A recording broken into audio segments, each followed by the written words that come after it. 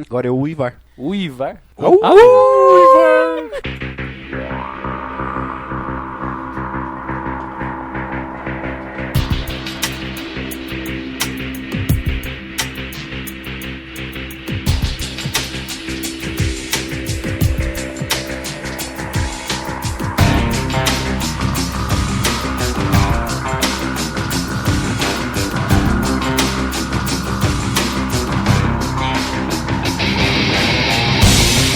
Sejam muito bem-vindos a mais um Voz da Terceira Terra, o seu podcast de RPG com insights para DMs, narradores da Terceira Terra. Go! Punk! A casa cheia hoje. Eu sou o Marcelo, da esquerda para a direita, no meu sentido horário aqui, tá Arthur, Yo! Henker, Ivar, Fala, galera. Mônica. Oi. E o diabético. Oi! Lembrando que o nome dele tem artigo, é o diabético. Isso. Não é um diabético qualquer. Sem acento. Hoje nós vamos falar sobre a diversidade da mesa de jogo ou a diversidade da mesa de jogo? Adversidades. A diversidade e a diversidade. Espaço diversidade ou a diversidade?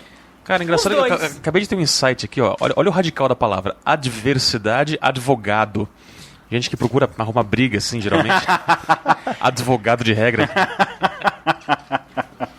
Ai. Eu não... Tá, ok. Vamos ver se vocês conseguem encaixar isso durante a discussão. Quem aqui é advogado? Meu irmão, serve? Seu irmão não tá aqui. Ah. Não serve. Seu irmão não grava com a gente, nem ouve a gente. É verdade. Ele acha que isso é coisa de nerd. Ele sabe? só rouba o nosso ar-condicionado. Ó, eu costumo é dar verdade. recado no final. Costumo dar recado no final, mas deixa eu dar esse recado aqui no começo, porque na verdade o recado que vai aparecer no final deste episódio é o recado da gravação da semana passada. Vai ter recado? Eu vou apertar Só o botão. não, só isso Deixa aqui. eu apertar o botão. Ah, tá, pode apertar. Apertei. Você acabou de estourar os tímpanos nos 3 ou 4 ouvintes com esse Nada, negócio. cara. Esse aí é muito alto, cara. Marcelo. Tem que baixar o volume Você disso. sempre fala, passa o levelator, cara. Passa o levelator. Esse é o problema. Esse é o problema. O levelator vai aumentar esse negócio. Relaxa, vai lá. Tan. Quer que eu Nivela aperte de pra novo? Não. Ó, vai ficar no final o recado do episódio que a gente gravou na semana passada, porque eu vou colocar este aqui antes daqui. A gente gravou sobre como jogar jogos de Campanhas guerra. militares. Militares não, né? De guerra. Tá. Jogos de Enfim. guerra com o Matthew Broderick. É que isso vai sair semana que vem. Vou dar esse recado agora porque os outros recados vão ficar no final. O God Mode tá com a promoção Sonic Trincado. Eu não sei o que é trincado. Pra eles é com açúcar. Pra mim, trincado é que o cara tá com muita cocaína no nariz, cara. Pra mim, Tá. trincado é quando tem uma rachadura, assim, sabe? Eu concordo com o Ivar. Eu também. Imagina um Master System quebrado no meio. Tipo, sabe Então, aqueles, assim, ó, aqueles vocês vão- Wii que você joga o controle na TV, na empolgação? Fica trincado. É. Tá. É o Sonic com açúcar deles. Você vai ganhar um Sonic de pelúcia com açúcar. Não sei se viram os saquinhos de açúcar. Eu pra você não colocar gostei por dessa cima. promoção por alguma Você razão. pode pedir só o Diabético. Sonic. Fica longe, cara, pelo amor de Deus. Ouça o último God Mode, que é sobre RPGs ocidentais, pra saberem sobre a promoção. Mas basicamente tire uma foto sua jogando videogame de alguma maneira inusitada. O critério é risada. Quanto mais risada você fizer o pessoal do God Mode dar, melhor qualificado você vai estar. Atenção, é risada e não constrangimento. Ah, tá. É diferente. Eles têm uma tal de vergonha alheia lá, que carioca tem muito. Então, se eles sentirem muita vergonha alheia de você, o que quer que signifique, não conta. Então, nada de foto pelado. Ah, A não eu ser já tinha que- pensado nisso agora. É a primeira coisa que todo mundo pensa. Ô, Arthur, Ah, vamos pegar uma televisão velha, colocar na sua piscina aqui e tirar uma foto debaixo d'água. Todo mundo jogando Sonic debaixo d'água. É uma boa. Bom, vamos pro tema do episódio, então. A diversidade da mesa de jogo. Nós estamos com o nosso convidado especial aqui, o Henker, que pediu para que esse episódio acontecesse. Por quê? Bom, primeiramente pra me defender, né? É que ele É. foi citado faz uns 2 ou 3 algumas vezes. episódios. eu pedi pra ele ouvir, aí a gente deu. Pra quem Sabe não que- lembra, quando a gente falou de um aventureiro padeiro. A primeira vez que eu dei direito de resposta para uma pessoa no Voz da Terceira Terra foi no episódio 3. No episódio 3, eu dei direito de resposta. Comecei nessa ideia de direito de resposta e ninguém nunca aceitou o desafio. Nós estamos no episódio 110 Lá vai cacetada. e agora que alguém aceitou o direito Alguém de foi resposta. corajoso Eu pra sabia que tinha esse desafio. pra encarar a mesa de tortura aqui. É porque é meio difícil, a pessoa tem que vir aqui gravar, que a gente não grava via Skype, né? Não, mas foi no Cidades Coletivas. Não era? É, que a gente Vocês falou do padeiro. comentaram? Ele Ah, é ser do Aventureiro Padeiro. Aí foi interessante que aí eu ouvi um antes. Como que chamava Padeiro o of episódio antes? Darkness. Ah, não lembro qual foi. É Deixa um- eu ver aqui na É internet. um que vocês comentaram sobre... Tem tantos episódios. São tantos episódios. Cara, a Eu gente não sei grava desde o se episódio. Foi nas vozes de 70. fundo, enfim. Vocês comentaram sobre... o Cidades Coletivas é que os personagens iriam montando as aventuras Isso. junto com Uhum. os DMs, enfim. Sabia que aquele episódio não fez muito sucesso? É um dos episódios menos baixados da temporada. Calma, É? calma. E Pô, aí... O Henker baixou, cara. Foi o primeiro episódio que ele viu. Foi o primeiro que eu ouvi. Viu? E antes vocês citaram um que... Não, lembrei, foi no dia 31 de dezembro, que você e o Ivar gravaram lá na casa do Ivar. Sobre a recompensa. Recompensa. O Arthur também tem um problema com esse episódio. Recompensa. Não, eu gostei. Vocês, não, com ele eu não tenho problema não, mas ele complementou o meu raciocínio. O que acontece? Lá vocês citaram por que algumas pessoas... Peraí que eu tô tentando formar um raciocínio. Por que algumas pessoas... De manhã, gente, desculpa o Henk. né? De manhã não funciona. Algumas... Vocês citaram... eu faço um personagem só pra jogar essa aventura e boa, porque... eu prefiro me divertir hoje no jogo, ver os amigos é o e interesse, é o interesse da pessoa, por exemplo. Interesse social. Eu venho pra jogar um é interesse social, outro é por... porque quer contar a história, Isso, exatamente. outro porque quer matar monstro herói. Você tem várias E aí motivações. isso justificou o argumento do nosso amigo O Diabético e o Arthur no comentário das cidades coletivas que eles fizeram, entendeu? Que foi? O negócio é com a gente, Arthur. Vixe. Que comentário Tá que foi vendo? esse que eu não tô lembrando? Qual Não, comentário? vocês estavam comentando sobre Refresca a minha memória com Alzheimer, por favor. o que acontece. O mestre ele tem uma aventura pronta e aí o Marcelo até comentou, não, mas às vezes é interessante falar pros personagens, né? Ó, a aventura vai ser nessa casa, ou a aventura vai ser assim. Aí o Diabético comentou, não, mas com o Henker já não ia adiantar. Isso aí. Mas isso sempre acontece. De vez em O quando Hacker a com gente certeza topa... ia falar. Você não ia falar, eu quero visitar meu avô que tá eu ia falar que eu doente. não ia entrar pra testar o mestre. Não, mas a minha padaria abre às Não. 5 horas da manhã, eu preciso estar lá pra fazer pão. Exatamente. Qual que é a intenção de testar o mestre? Não, na realidade não é nem testar um mestre, né? sim, Mas é sim. Só pra fazer o caos. Não, mas o episódio que eu ouvi no dia 31 abriu bem a mente, porque é aquela questão da recompensa, entendeu? Eu não jogo aquela aventura por jogar, entendeu? A minha intenção, no caso de jogar RPG, é de fazer uma vida ali dentro. Então Você gosta de construir um personagem. Eu vou me divertir muito fazendo a ficha que vocês comentaram. Vou levar um tempão, vou escrever a história, vou desenhar o carinha. Aí eu vou começar a jogar. Imagina se ele morre na primeira aventura. Eu dou um soco na cara do mestre. Mas quando você morre, a culpa nunca é do DM, a culpa é sua, toda vez. Não. Não importa. Você não jogou com os amigos meus. Não importa se você foi arbitrariamente teletransportado pro vácuo, a culpa é sua. Sempre. Entendeu? Né? Sempre. Tem problema, a geladeira do mestre agradece. o DM está sempre certo. Geladeira of Darkness. Não,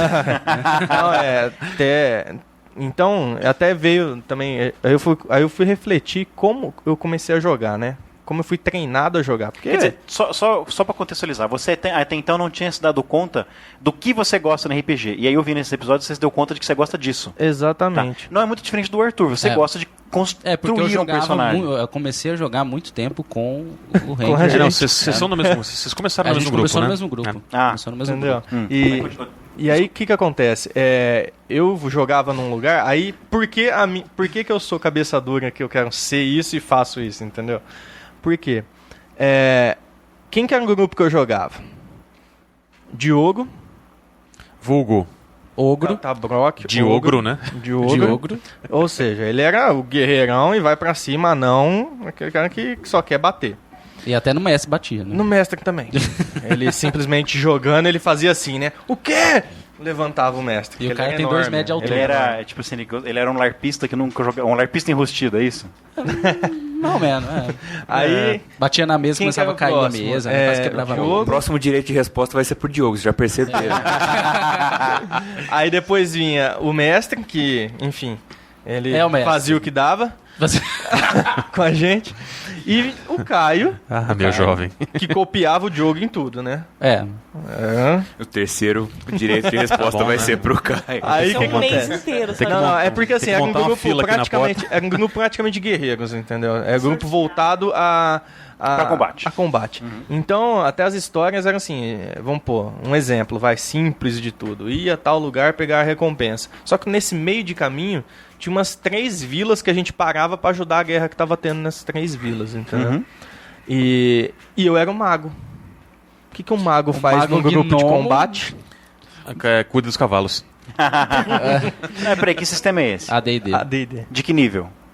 Começamos do primeiro. Só que a gente jogava só até o level 11, porque aí o mestre falava que a gente ficava muito forte e não dava pra jogar mais. O No AD&D level tinha 5 ele esse já problema. travava, No né? 5 ele travava. O AD&D tinha esse problema. A curva de desenvolvimento dos personagens, assim, ao final, né, ao fim e ao cabo, tudo se equilibrava. Mas no começo, você faz um gráfico, né, o mago era inútil, ele tinha uma magia no primeiro nível. Virava arremessador de adaga. Não, então, depois. mas aí... Aí você ia evoluindo, chegava mais ou menos no 7º, 8º, que aí se equilibrava com os combatentes. A partir daí que o seu personagem ficaria mais poderoso. Só que o DM parava com o jogo. Então, aí o que acontecia? Pra equilibrar isso, o DM fez uma coisa diferenciada. Ao invés de usar aquela programação do livro, ela era somente pra contar a quantidade de magias que você tinha. E você passava a ter... Aí a gente desenvolveu um cálculo e passamos a ter mana. Então, cada nível custava um número X de mana.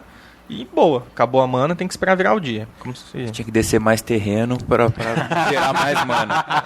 Jogadores de Magic por aí. Deixou de ser magia avançada. Aí o que acontecia? Isso equilibrava um pouco. Só que aí, Ou não, né? Então, equilibrava um pouco assim, você conseguia soltar mais dardos místicos, né? De uma vez só ou mais ocasiões? Em mais durante o jogo? ocasiões, né? Não uma vez só por dia. Aí o que aconteceu? Na sequência, o mestre falou, não, ainda tá fraco. Aí começou, né? Não, então agora você tem uma bola mágica que cabe tudo que você quiser ali dentro e você ganha mais X magias. Todas as suas magias têm um bônus de mais 4. Aí eu comecei a ficar forte. Botar umas ogivas nucleares dentro da bola. Aí ficou forte. Não, aí ficou muito forte, vocês não têm ideia.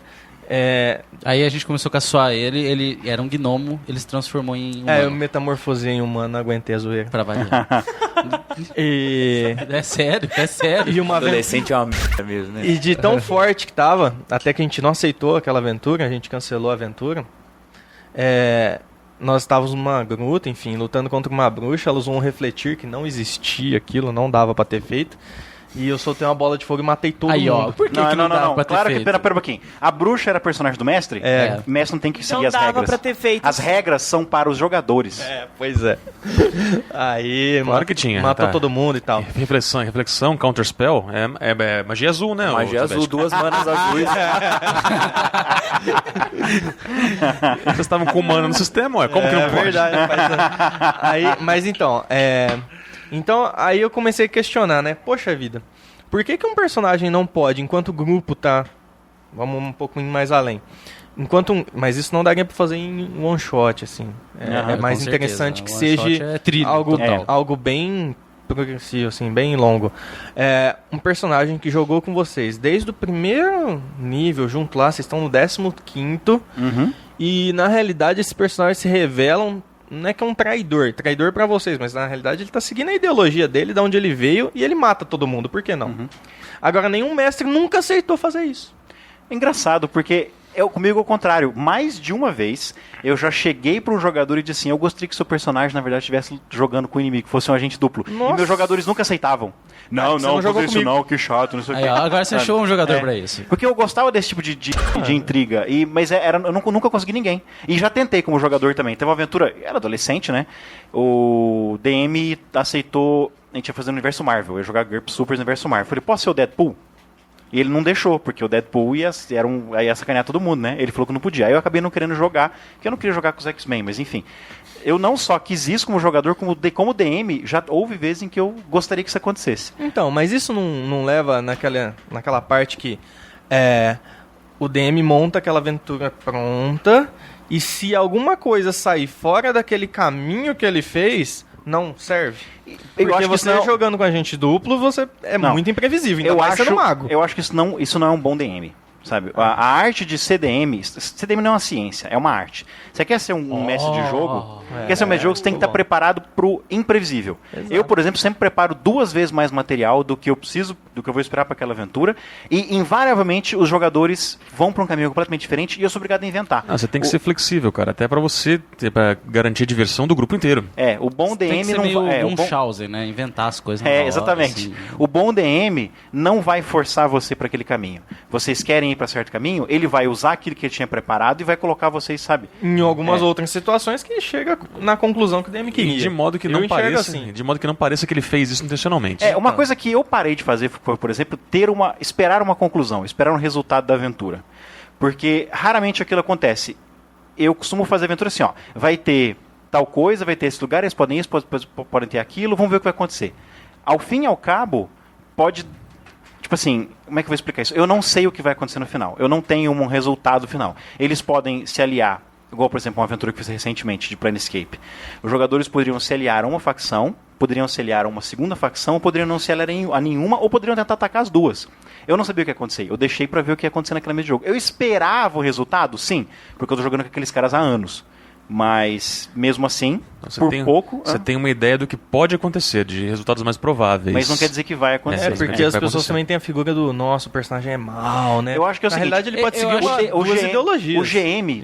O GM, a função dele é reagir aos passos dos jogadores naquele mundo. Não é a função dos jogadores reagir aos passos do DM.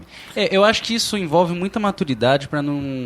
não dá pra jogar no grupo que tá começando. Isso, e também envolve muita maturidade dos jogadores pra não entrelaçar, não entrelaçar jogo com pessoas normais. Com vida real, né? Porque aí, quando eu comecei a jogar dessa forma de querer fazer acontecer, porque já me encheu o saco ficar fazendo aquela coisinha sempre pronta, fui ignorado, não me chamaram mais pra jogar. Tem grupo, então, mas é que tem grupos que não aceitam. Tem grupos que não aceitam isso. Mas é a filosofia do grupo, né? É o contrato social? Seria isso? Um dia nós temos que falar sobre isso. Tem legal. grupos que não aceitam. Não existe PVP, não pode de jeito nenhum em certos grupos não tem problema. Em certos grupos, desde que seja conversado antes. Eu já joguei em grupos, por exemplo, que em hipótese alguma ia ter conflito entre os personagens. O que acabava acontecendo? Os personagens faziam o que queria. Teve uma aventura de lobisomem, eu já devo ter contado essa história aqui, que um jogador, né, um PC, aprontou de um jeito assim... Ele provocou o fim de uma aliança entre várias tribos, que era o que ia salvar o mundo. Ele provocou. Acabou a aventura, o personagem falou assim, agora eu vou lá dormir. E ninguém fez nada, porque não, é o personagem do jogador, não podemos fazer nada, sabe? Isso gera esse tipo de... Tem consequência? Tem. Só que foi uma escolha, aquele grupo preferia e gostava daquele jeito. Não é o estilo que eu jogo.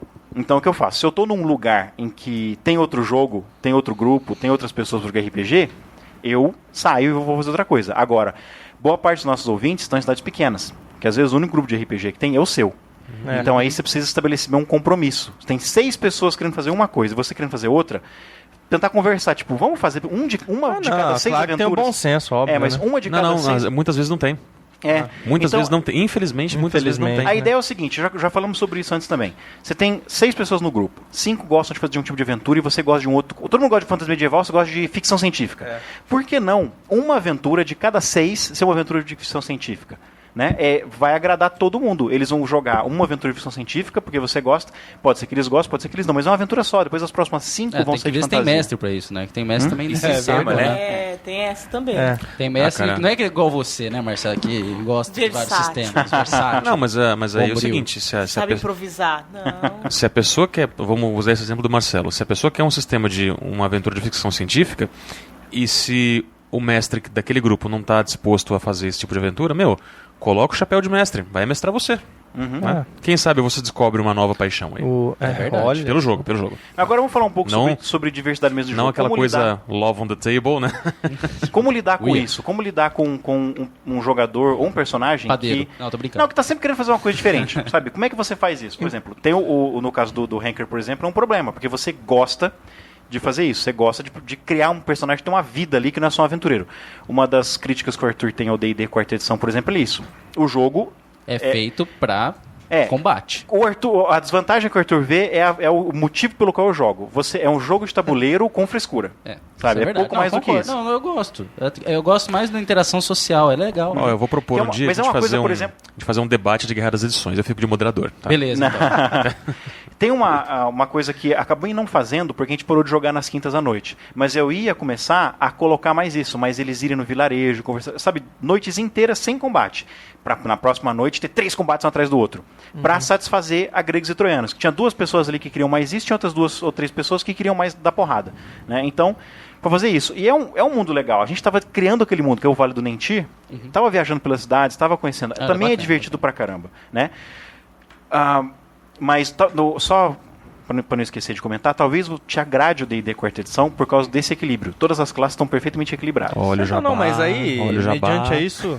Mesmo Não, eu acho que ele deveria experimentar. Já mesmo para não o sendo business. equilibrado, mas desde que você consiga ter a vida lá dentro, beleza. Aham. A gente fez um teste, depois que a gente foi isolado, né? Aí, Quando eu você e o- fala a gente, você fala de quem? Eu e o Caio. Aí nós resolvemos narrar nós dois. Vamos jogar nós dois. Aham. Tá? Simples, né? Nós temos os livros, vamos jogar. Começamos a jogar nós dois. E começou a ficar muito legal. Eu narrava pra ele narrava pra mim, mas o mundo era o mesmo. E nós íamos criando da forma que a gente queria, enfim. E o que aconteceu? E os personagens evoluindo, óbvio. E a crítica dos mestres era, nossa, vocês estão muito fortes. Na realidade, a gente viu que dava, mesmo forte, do jeito que ele falava, a gente ainda apanhava muito dos O Henker nossos chegou a monstros. padeiro nível 12.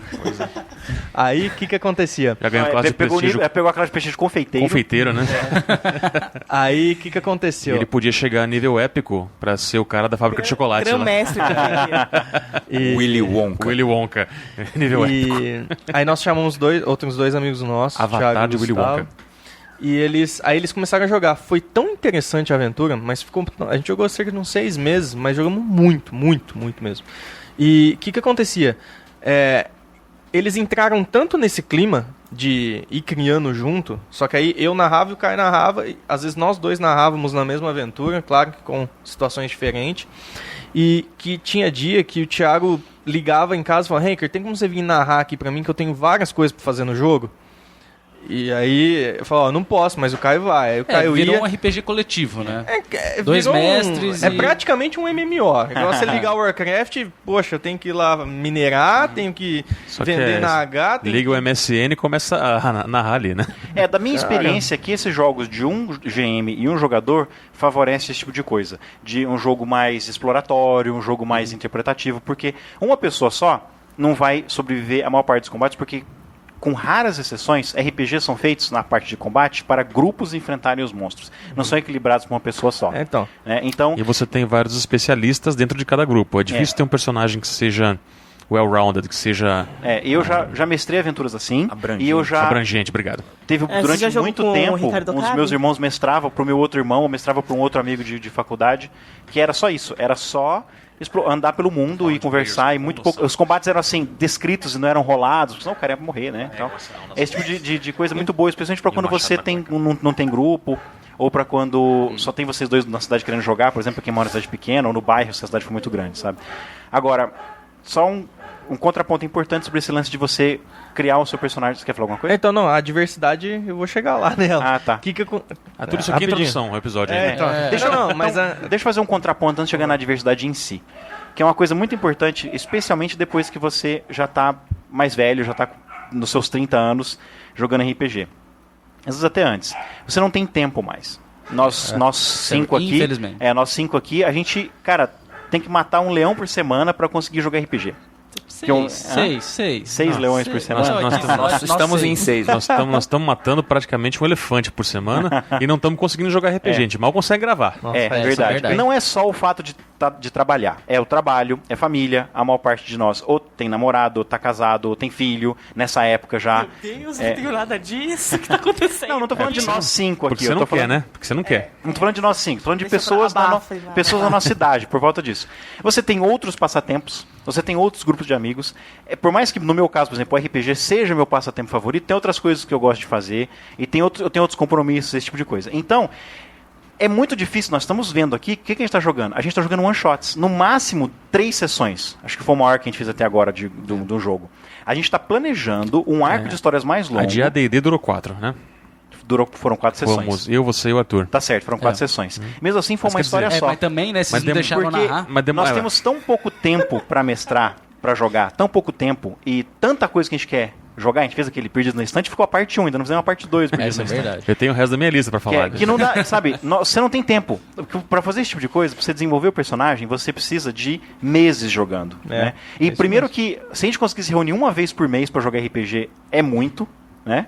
Eu jogo, por exemplo, no Curupira domingo de manhã. É 2 fins de semana, com sorte 2 fins de semana por mês. As aventuras duram ali suas 3 horas, que marcado para as 8, mas vai começar só às 9, vai até meio-dia. E agora que o pessoal está começando a querer desenvolver alguns personagens interessantes, o pessoal que está ficando com o personagem há mais tempo. Porque o que tem acontecido? Como é a única oportunidade de jogar que muitos daqueles caras têm, os caras às vezes ficam querendo trocar, sabe? Fechou um arco de história, fechou aquela história, agora eu quero criar outro personagem. Posso? Claro que pode, porque tem, tipo, 32 classes no D&D. O cara quer experimentar algumas, né? Então eu vou deixar. Se fixar, né? Pode fazer esse personagem, e sabe, fica que nem Knights of the Old Republic. Tem 9 personagens, mas você anda com 3. Assume-se que eles estão lá. Tá, de onde é que apareceu o personagem? Não, sempre esteve aí. Você só não jogou com ele. Você só não escolheu, que nem Chrono Trigger. Você só não escolheu ele, entendeu? Então, porque não... Tipo assim, é um compromisso, é um comprometimento que você tem que fazer entre quantidade e qualidade. Dá pra jogar o mesmo jogo durante um ano? Claro que dá. Você encontra um grupo, vão se encontrar uma vez por mês e jogar 12 sessões. Aí dá pra desenvolver. Ou mais, se pegar um feriado, alguma coisa. Dá. Mas você nunca mais vai conseguir fazer o que nós fazíamos com 13, 14 anos. Olha que tentamos, viu? Tentamos passar uma noite inteira jogando. Não deu. Não, a gente primeiro que não tem energia mais. Começa com isso. Não tem energia pra ficar 8 horas jogando RPG. Quando eu tinha 15, 16 anos, a gente começava a jogar RPG na sexta-noite, na chácara de um amigo, e parava domingo de tarde. Ininterruptamente, quase sem dormir, sabe? A gente nem comia direito. Você não tem mais energia. Você não tem nem energia, cara. Eu acho que é questão de preocupação. Quando a gente era mais novo, a gente não tinha preocupação em pagar e trabalhar, e pagar conta. Faz igual eu, não paga. Você não tinha uma faculdade, você não tinha um trabalho, você não tinha uma casa pra cuidar, você não tinha um cônjuge ou filho, né? Então, você não tinha outros círculos de amizade que você tem que ver. No capítulo de hoje, Lamentações do RPG. Então, assim, eu acho que é uma escolha que você tem que fazer. Eu acho que esse tipo de desenvolvimento de personagem, eu acho que não dá. Atualmente, tipo assim, quando você chega, você tem... A curto prazo não dá. Ouvintes nos ouvindo isso, tem 16, 18 anos, aproveita, cara. Quando você fizer 25, você não vai dar conta mais. Depois que você tiver faculdade, arrumar um emprego, e arrumar uma família, namorada, tudo. Não, mas dá pra fazer isso. Não, mas dá pra fazer isso em jogos eletrônicos. Não, dá pra fazer isso em jogos eletrônicos. O Lineage 2, por exemplo, eu fiz um anão que era, como é que fala? Aquela classe de você fazer itens mágicos. As minhas missões eram ir atrás de receitas pra sentar na pracinha e ficar pegando missões ou comprar receitas ou pegar os itens das pessoas para fazer os itens mágicos. Eu não queria jogar com aventureiro, eu queria jogar com esse cara que fizesse itens mágicos. Tipo, como se fosse um blacksmith, assim. Joguei por meses desse jeito, adorei. O Oblivion você pode passar meses jogando sem completar um elemento do arco principal.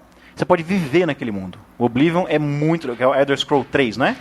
Tá, tem o 3, o Oblivion é o 4, o 4, né? Isso, é o Elder Scrolls 4. Aquele jogo é fantástico pra isso. É um mundo muito vasto e você... Faz brincadeira, velho. Você pode jogar 50 horas sem ter evoluído o arco principal. Só explorando o mundo, conversando com as pessoas, desenvolvendo seus interesses. É, o último online, cara. O último online. Mas o Oblivion, ele é solo. Você consegue fazer isso solo. Ah, é? Fallout também. É que o Fallout ele é mais voltado pra combate, não é? Tá, e a diversidade? É um jogo de primeira pessoa. Vamos voltar, Enfim, vamos voltar pra diversidade. É uma coisa que a gente não falou isso até agora. Então, regressa no microfone aí, de novo. O que acontece? Isso que a gente estava comentando de jogar durante muito tempo, até para chegar nesse assunto, isso é um caso de adversidade. Se você for parar pra pensar, se uma pessoa que está acostumada a jogar dessa forma senta numa mesa para jogar um one shot, dá pau. Você não vai conseguir jogar, porque todo mundo tem que entrar na casa mal assombrada, senão eu vou visitar minha tia. Ah, então mas eu tenho que fazer tal coisa. Não, Miguel, beleza, não, você tem que entrar dentro da casa. Não, ou então, vai lá visitar sua tia, né? Ou então, como o IDM faz, exatamente, ó. Não, então beleza, então você vai. E fica lá. Começa a narrar o que tá na casa sobre você. Mas e eu? Não, você tá lá visitando sua tia. Agora vamos voltar a falar da casa assombrada. Sua tia pergunta se você quer bolo de chocolate ou de morango. Exato. E só um comentário. Se você quer café ou suco. Ela falou que você engordou. E ela pergunta, e as namoradas, hein? Você tá um brotinho. Aí depois volta, gente, vocês estão no meio. Aí o vampiro chega pra vocês. Mas eu quero estar no meio. Não, você tá visitando sua tia, pô. Sua tia. Você que escolheu, né? E aí o que acontece? Jogando daquela outra forma, é tão interessante que nós fizemos um teste lá. Eu falei, bom, meu mago já tá idoso, então tá na hora dele virar mal, virar cruel. E aí, como fazia tanto tempo que nós jogávamos, tinha personagem que já tinha filho e tudo mais. E já tava jogando até contra a ficha do filho, coisa e tal. E um mago de 20º tralalá nível é muito forte, você concorda comigo, né? Então já cheguei soltando maldição, destruindo parede, desossando a fortaleza do cara, né? E ninguém esperava isso, né? Cara, gerou uma revolução no jogo que vocês não têm ideia. Quanto tempo eles ficaram sem falar com você depois? Não, sem falar comigo não, porque... Você fala comigo só 3 meses. Porque... só não chamaram mais mesmo pra jogar. Porque eu tava narrando, então... Então se fuderam, velho. Tá aí o segredo. Mas é o seguinte, o meu personagem ali, por isso mesmo que eu falei, não, deixa que eu narro, que aí eu controlo o meu personagem como um NPC. E gerou um reflexo Isso nunca dá certo. O personagem do DM não tem problema. Tanto é que eles foram atrás pra matar, entendeu? Mataram.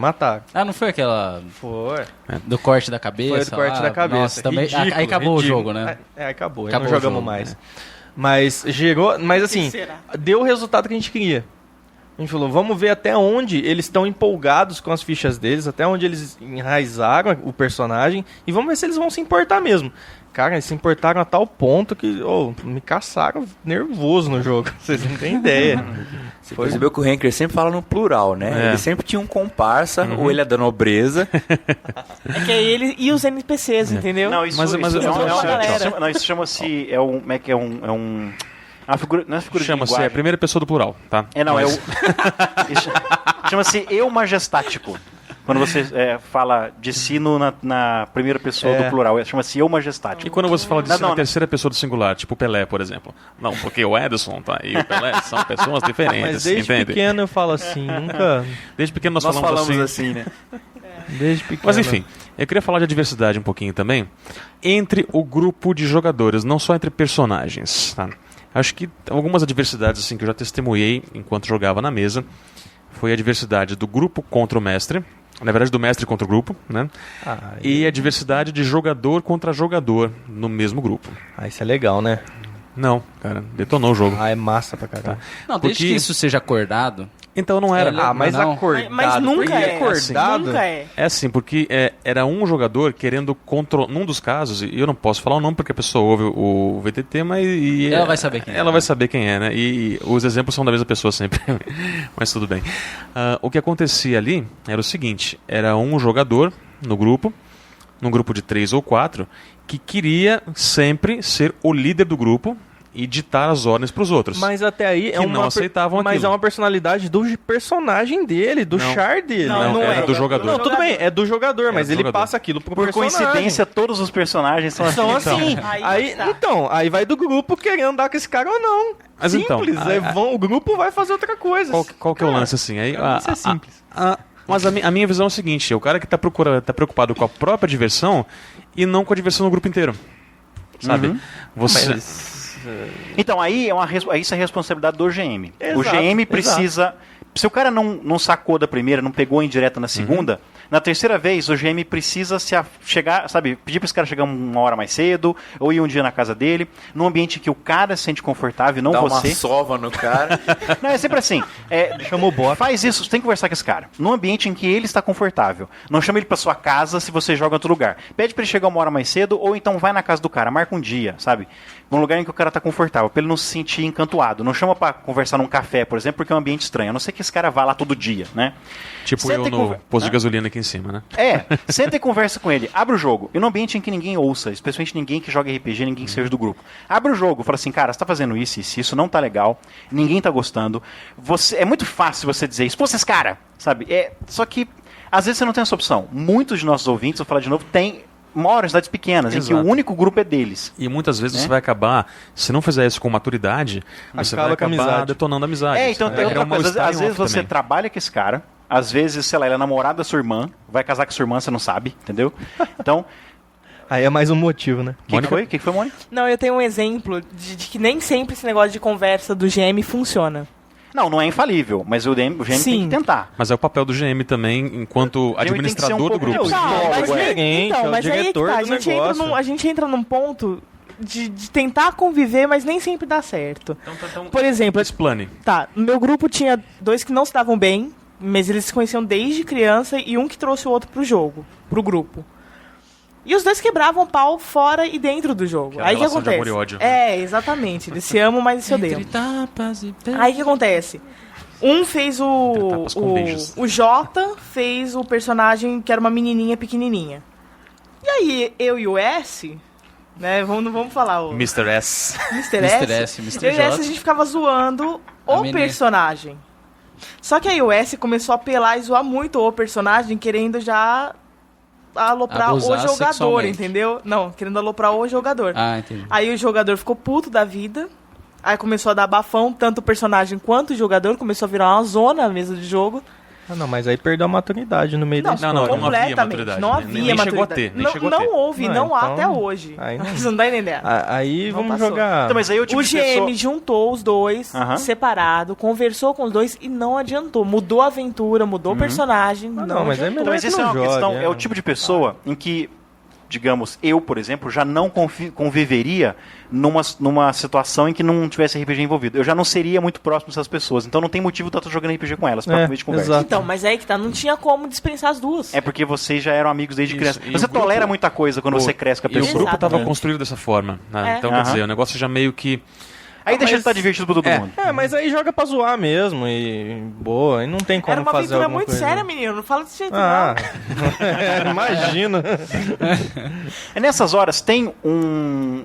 como é que chama o autor? Um cara escreveu um sistema de arena pro Pathfinder, que é o D&D terceira edição.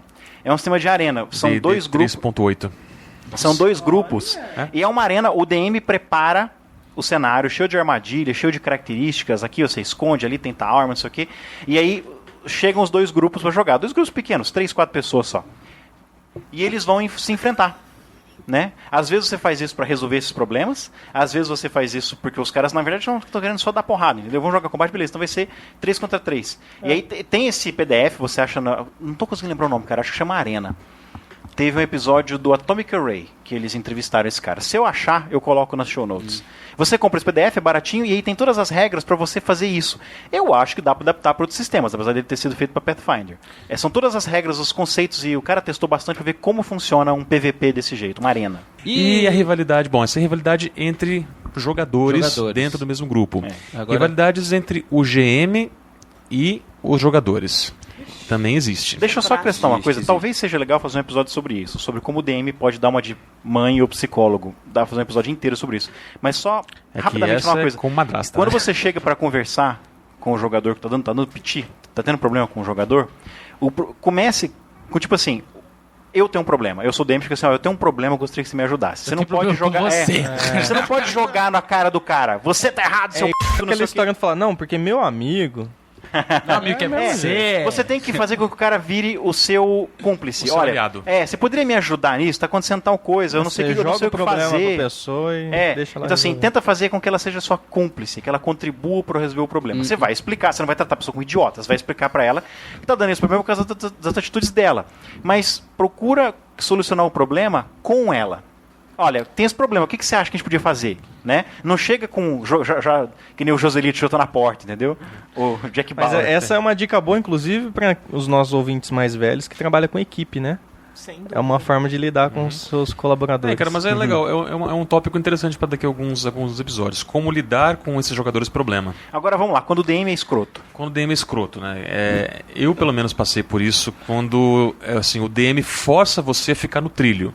Não que você queira sair e jogar um míssil no trilho e fazer o que você quiser, tá? Não é bem o que o Riga faz. Solta um meteoro ali em cima. Tipo 8 ou 80, né? Não é bem isso, mas por exemplo, se você está numa base militar e você tem os seus afazeres ali, você vai fazer o que você tem que fazer, mas se você der um passo para fora, sempre tem um pelotão de gente armada para não te deixar daquele passo para fora, né, que nem ir no banheiro, por exemplo. Aí você vira um homem-bomba. Que é no hangar do lado, sabe? Que nem aqueles jogos de videogame, tipo as Crônicas de Riddick, Escape from Butcher Bay, que se você tenta fugir pelo deserto, se afastar muito, uma hora você ou vai pisar numa mina, ou os gases nocivos te matam. Quer dizer, por aí. Ou você volta e entra na prisão, ou você vai morrer, não tem jeito. E a gente jogava na época um jogo de supers, né? Então, quer dizer, você sempre tinha divisões e divisões... Vampiro? Não era vampiro, era supers mesmo. Era GURPS. Era GURPS Supers, né? Já entreguei quem é isso aí, pelo jeito. Então, sempre tinha os agentes da Força de Segurança Nacional para, digamos, mostrarem pra gente qual o caminho certo a seguir. Tá? É isso aí. Eu tenho 2 soluções. Manda aí. Se estiver jogando na casa do mestre, eu sei como resolver. Se não for na casa do mestre, aí é melhor parar de jogar. Henker, nos ilumine com a sua sabedoria, por favor. Na casa do mestre, como eu já fiz, É o Bin Laden. Eu pego o pacote de bolacha, começo a comer, eu vou até anotar. fuço na geladeira, vou encher o saco da irmã dele, largo ele falando sozinho. Nossa, você desseca a residência do mestre. Até ele resolver narrar direitinho vai pra no gente jogar e se divertir. Vai no banheiro de porta aberta. Não, é simples. Liga o som, liga a TV, começa a comentar algo da TV com os outros personagens, ele vai começar a falar sozinho. Vira a Coca-Cola na mesa, sabe? Sim, então, mas esse é um problema, porque aí de repente você passa a estar errado. Não, é claro que você perde totalmente a razão. É igual gritar numa briga. Eu não sei como sugerir isso pros outros. Pra mim é muito fácil, porque a minha natureza é mais confrontativa. E eu costumo abrir o jogo e falar assim, cara, o que você tá fazendo tá me irritando, sabe? Eu tenho essa natureza de já dar o... Engraçado, eu falo pra não meter o pé na porta, mas eu meto o pé na porta. É que nós tínhamos uma cumplicidade, uma cumplicidade muito boa no jogo, entendeu? Tá. Nós éramos... Quem é cidade pequena tá ouvindo, nós éramos um grupo que começou jogando junto há muito tempo, enfim, e até onde a gente sabia só existia gente jogando aquilo. No universo inteiro. É o reflexo de muito grupo por Exato. aí, até hoje, né? Então, o que acontecia? Algumas vezes, o mestre marcava de jogar com a gente às 3 da tarde, e era 4 horas ele não tinha aparecido.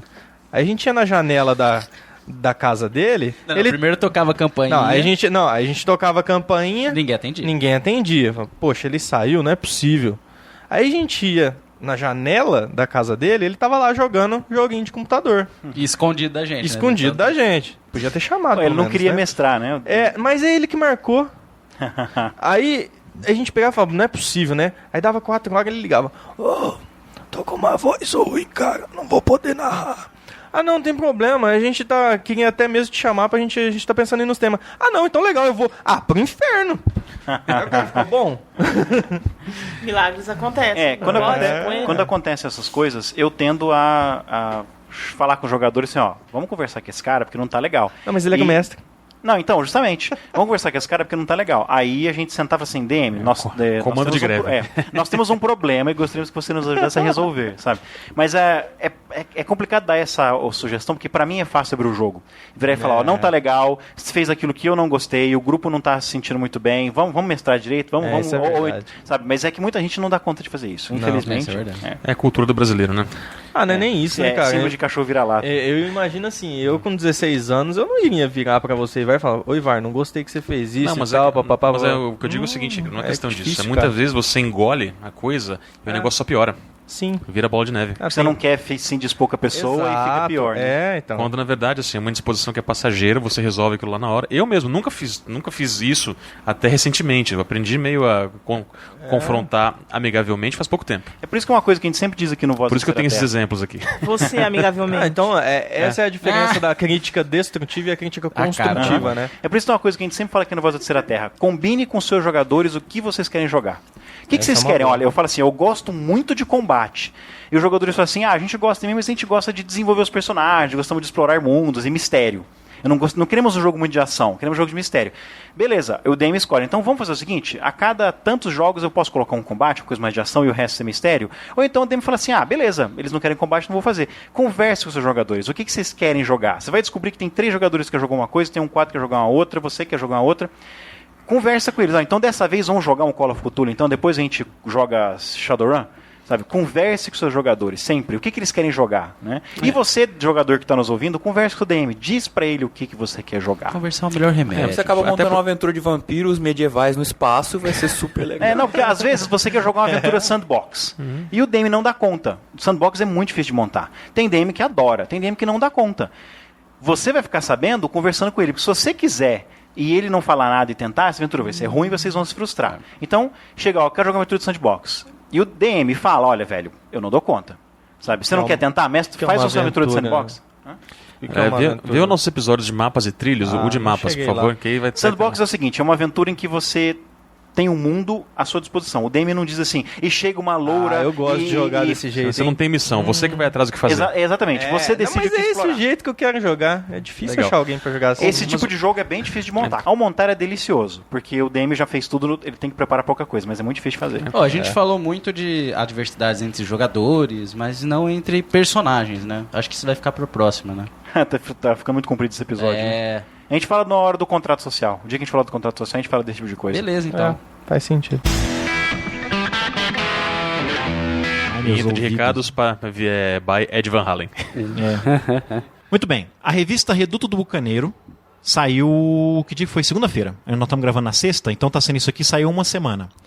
Eu já li a revista, eu gostei, eu recomendo, mas nós vamos fazer um episódio resenhando tanto essa revista quanto a RPG Magazine número 12. Que nos mandaram a 8, pediram pra resenhar, nunca fizemos isso, né? Nunca fizemos isso, né? Nós vamos fazer eu cheguei a ler, né? E o que eu posso falar é que a 12 tá um pouco melhor que a 8. Nós vamos fazer um episódio resenhando as duas revistas. Até lá, ouvinte, se vocês tiverem mais alguma revista, algum exine, né, revista eletrônica de RPG, que você acha interessante talvez a gente resenhar, manda pra gente e vai fazer um episódio com tudo. Pode ser seu, pode não ser seu, um que você leu e gostou, né? Passa pra gente. O site é redutodobucaneiro.blogspot.com. A revista é o exine do Reduto do Bucaneiro. Nós não vamos falar mais nada sobre isso, porque tem um episódio resenhando ela. O que mais aqui? Sim, importante. O blog Bizu dos Magos, que era parceiro nosso, e o blog Irmandade Heróica, que também tinha aquele podcast, não tem muito tempo que não sai, mas aquele podcast Sessão de Jogo, eles se uniram e formaram o o blog Pergaminhos de Prata, pergaminhosdeprata.com.br. No dia 27 de janeiro, eles citaram a gente. Que legal. Teve uma chamada lá que eles citaram a gente. Então eu recomendo dar uma olhada, porque é uma junção dos esforços dos dois blogs. Tem umas matérias bem legais. Está recomendado, né? pergaminhosdeprata.com.br. Último recado. O Notícias da Terceira Terra está à procura de escritores. Notícias da Terceira Terra sempre esteve aberto para você que quer escrever. Ou você não tem um blog, mas sempre quis escrever. Ou você até queria ter um blog, ou tem um blog, mas não consegue escrever regularmente. A carga de escrever regularmente é muito pesada. Então o que você faz? Escreve para um blog coletivo. Notícias da Terceira Terra está de portas abertas para quem quiser escrever. É só mandar uma matéria. Manda a ideia da sua matéria primeiro para notícias@terceiraterra.com.br e eu respondo dizendo assim, beleza, legal essa matéria, pode escrever. Eu sou editor. Manda um release, né?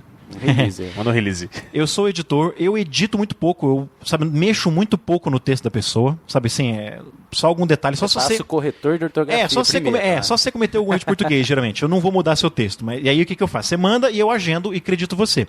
Se você eventualmente se tornar um escritor regular, ou se você quiser ser um escritor regular, eu passo a colocar o seu nome na lateral lá como escritores, ao invés de estar no grande grupo que é freelancers. Mas não tem problema, você não precisa ser um escritor regular. Se você quer escrever só uma vez pra gente, manda o texto. Nós temos nossos escritores regulares, já tivemos mais, agora o pessoal está bem parado, mas eu continuo escrevendo regularmente, o Debor está escrevendo regularmente. Quem mais? Tinha mais gente que estava escrevendo regularmente, agora deu uma parada. O fã da Diamond, o Yastromo, o pessoal que andou parando, porque é fim de ano, começo de ano, mas assim, tá aberto para quem quiser publicar sobre RPG ou nerdices de maneira geral. Se você quiser fazer uma resenha, o Renato de Recife costuma escrever muita resenha de livro pra gente. Pode fazer também, não tem problema. É isso aí.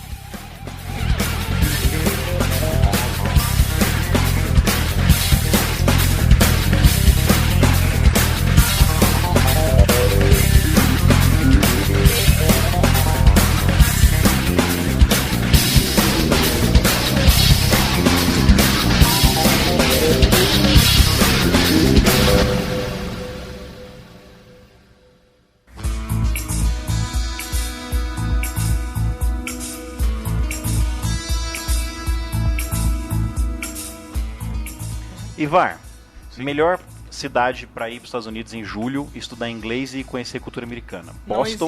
Boston, Denver ou Seattle? Em julho? Você quer passar quanto de frio? Alternativa A. Então, você quer passar quanto de calor? Acho que Boston, né? Deve fazer mais piadinha. Eu gosto de frio. A Luciana gosta de calor. Então tem que ser uma coisa que nem é muito fria nem muito quente. Eu separei essas três cidades porque, mesmo Denver em julho, as temperaturas ficam altas, mas não chega a Ribeirão Preto, entendeu? Fica 24 a 28 graus. É que Denver é muito alta. A altitude de Denver nenhuma cidade do mundo chega a Ribeirão Preto, calor que faz aqui. Cara, meu amigo, Denver no verão faz 41, Denver no deserto.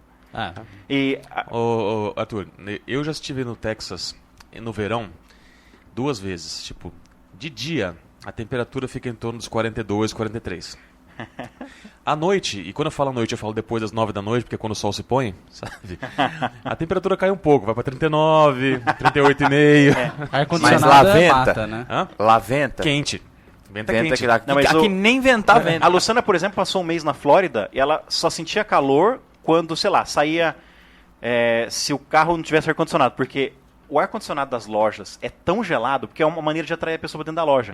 Que você anda na calçada, você não passa calor, porque eles deixam toda a porta aberta com o ar-condicionado gelado. Então você passa frio, entendeu? Andando pela calçada. Ela ficou em Fort Lauderdale, mas ela aconteceu em Miami. No frio, ao contrário, é tudo calafetado. Tá muito frio lá fora, você entra pra... Porque eu tava vendo o seguinte, olha só os prós e contras. Seattle, bem afastado, quer dizer, tem bastante natureza. Eu selecionei 3 cidades mais ou menos do tamanho de Ribeirão Preto. E você tá perto da civilização, que é o Canadá, sabe? Não, tá a 100 milhas do Canadá, que é uma coisa que talvez... Só que tem que tirar um outro visto. Talvez a gente até queira visitar. Mas eu gostei de Seattle primeiro. Sim, você vai ter que tirar um visto para entrar no Canadá. Mas o Canadá tem um visto de uma entrada só. Você vai uma vez, visita e sai. Ah, tá. É mais fácil. Geralmente o que o pessoal procura são vistos de múltiplas entradas. Esse visto de uma Uia. entrada só... É mais barato. Então, aí você entra e sai, entra e sai, entra e sai. O que eu tava vendo? Tem várias entradas. Seattle é marítimo e é montanhoso, então tem uma natureza muito distinta do que a gente tem no Brasil. É uma cidade bem afastada de outras cidades grandes, não é um núcleo urbano, porque eu quero ver natureza também. E qual que é outra vantagem? Agora não estava lembrando. Em julho não é frio, e apesar de que Seattle tem 90 dias sem chuva por ano, né? Em média. Mas geralmente menos. A época que menos chove, não, 71 dias sem chuva. A época que menos chove é de maio a setembro, então julho tá bom. Porque a Luciana, por exemplo, ela do Norte, a mulher é maluca, cara, ela gosta de sol.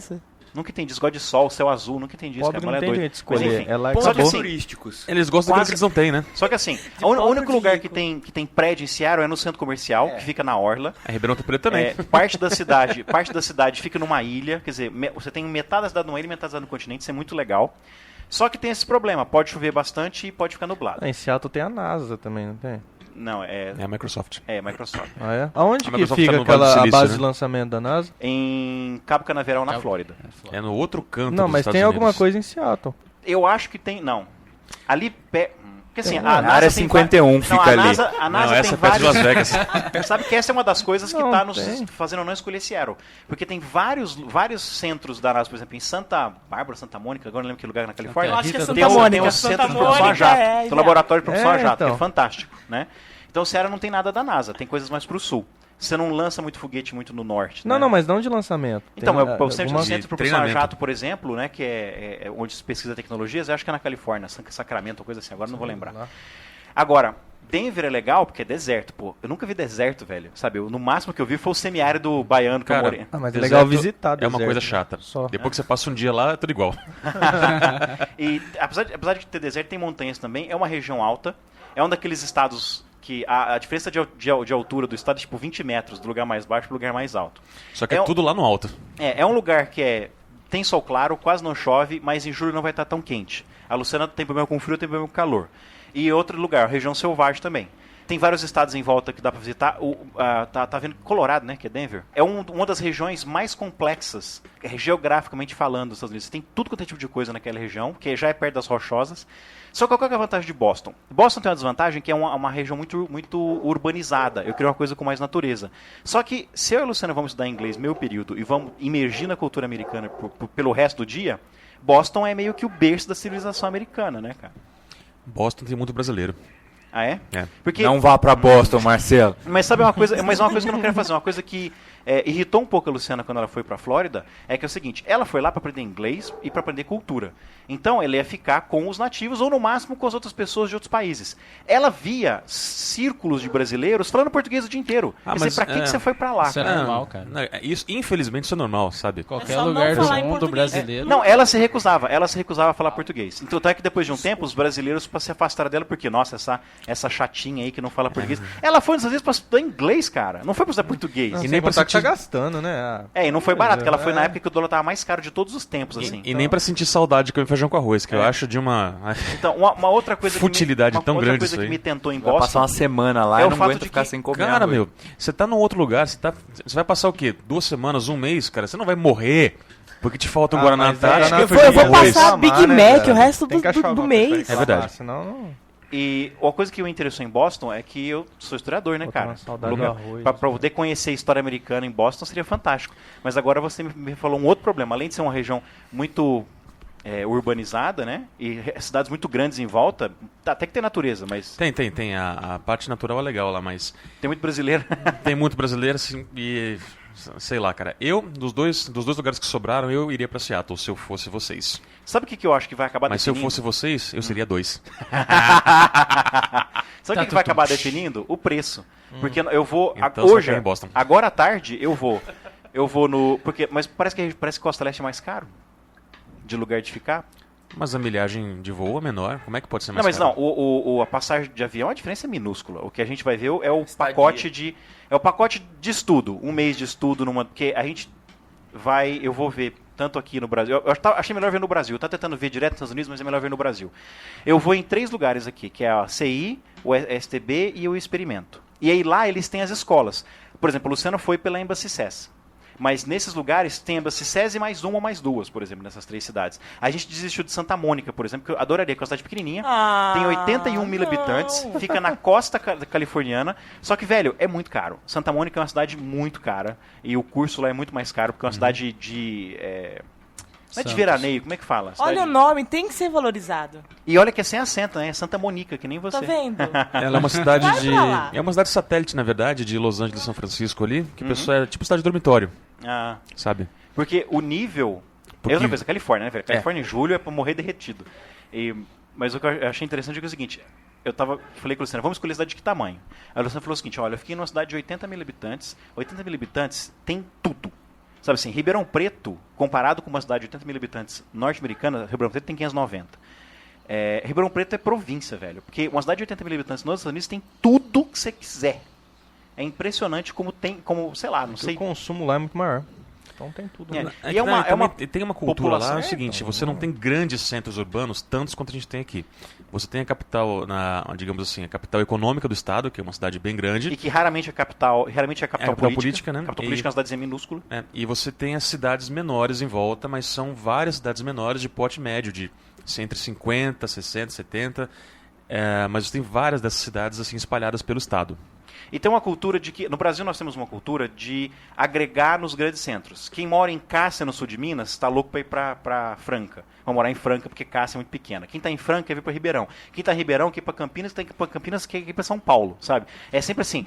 Tudo que você quer... Eu tenho parentes em cidades a 400 quilômetros de São Paulo que vai em São Paulo fazer compras. Então, as pessoas vão muito para as cidades grandes para estudar, para trabalhar, para fazer compras. Ribeirão Preto é um exemplo, né? Mas todas as cidades... No Brasil, geralmente é assim. As cidades, elas atraem as coisas em volta. Elas sugam as coisas em volta. As nossas grandes cidades são gigantes. Nos Estados Unidos, a cultura é bem mais local. A ideia é de você não ter que ir muito longe para fazer sua faculdade. Então, tem muita faculdade em cidades minúsculas. E, às vezes, por exemplo, tem uma faculdade...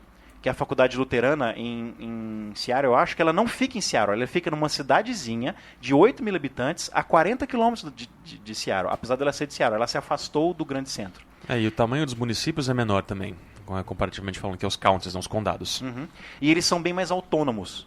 Os municípios, eles são bem mais autônomos. Então, e é uma diferença de cultura. A ideia de que você não vai para um grande centro conseguir as coisas. Você tem as coisas...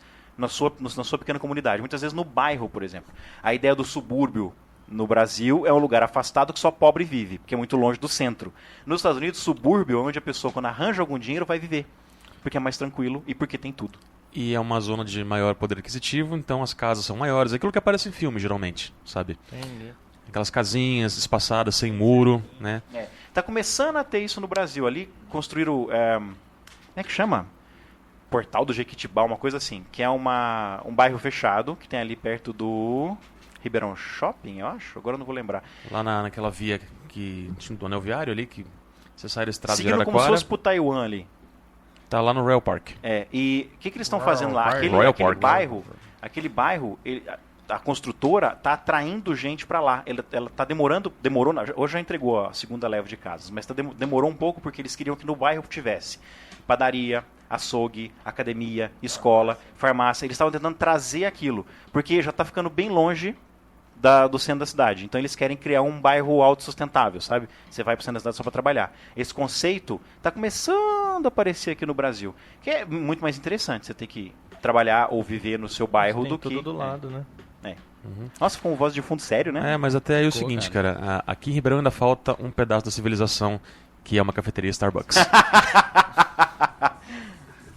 Boston parece que é o berço do Seattle, que é o berço do Starbucks, uma dessas duas Não cidades. sei, mas lá você deve encontrar em cada esquina. É a loja número 1, é uma dessas duas cidades, Boston ou Seattle, uma coisa que pode definir a nossa ida também.